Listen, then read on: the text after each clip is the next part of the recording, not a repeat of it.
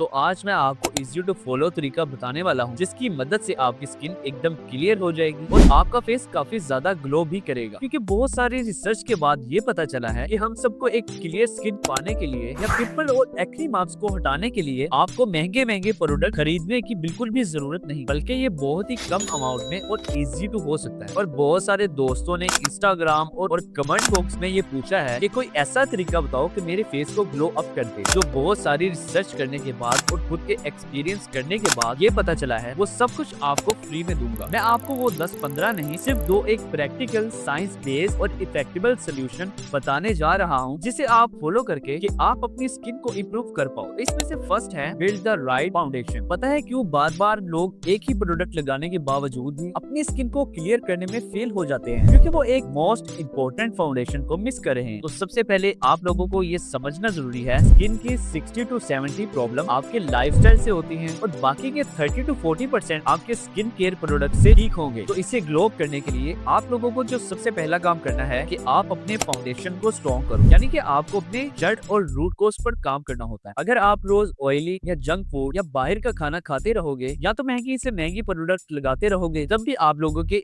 Acne और pimple marks कम नहीं हो। आपको अपने रूट कोज को समझकर मेंटेन करना है और बाकी के स्किन केयर प्रोडक्ट आपके लिए एक ट्रीटमेंट और प्रोटेक्शन की तरह काम करेंगे। तो अगर आप लोगों को नहीं पता कि आपकी स्किन कौन सी टाइप की है, तो आप अपने पर एक छोटा सा टेस्ट करो कि आप नहाने के बाद अपने बॉडी पर कोई भी प्रोडक्ट अप्लाई न करो और 30 मिनट तक वेट करो। अगर 30 मिनट बाद आपका फेस टाइट, ड्राई और फ्लेकी फील होगा, तो इससे पता चलता है आपकी स्किन ड्राई और कॉम्बिनेशन की है। और इसके ही ऑपोजिट आपकी स्किन शाइनी और ग्लिसरी फील हो रही है, तो आपकी स्किन टाइप ऑयली कॉम्बिनेशन है। तो इसके ही ऑपोजिट अगर आपकी स्किन बहुत ज्यादा रिएक्ट कर जाती है कुछ प्रोडक्ट से, एनवायरनमेंट या फैक्टर की वजह से आपकी स्किन इरिटेटेड हो जाती है, जहाँ पर आपको रेडनेस, ड्राइनेस, इचिंग और बर्निंग सेंसेशन फील होती है, तो आपकी स्किन सेंसिटिव स्किन है। तो आपको अपनी स्किन को हमेशा ध्यान में रखते हुए कोई भी स्किन प्रोडक्ट खरीदनी चाहिए। इसीलिए आपको इस पूरे प्रोसेस पर ट्रस्ट रखते हुए एटलीस्ट कम से कम 1 महीने तक तो एक फिक्स रूटीन को फॉलो करना चाहिए, और जिसे मैं खुद भी फॉलो करता हूँ। आपको एक सिंपल और इजी स्किन केयर रूटीन को ही फॉलो करना चाहिए। 5 या 7 स्किन केयर रूटीन नहीं जो आपका टाइम और पैसा दोनों बचाएं, वो ये जानते हैं solution number 2, the ideal skin care routine. तो इस रूटीन में मैंने 3 स्टेप में डिवाइड किया है। पहला रूटीन होगा आपकी स्किन प्रोटेक्शन के लिए, नाइट रूटीन होगा आपकी स्किन ट्रीटमेंट के लिए, और वीकली रूटीन होगा स्किन डिटॉक्स के लिए, मॉर्निंग रूटीन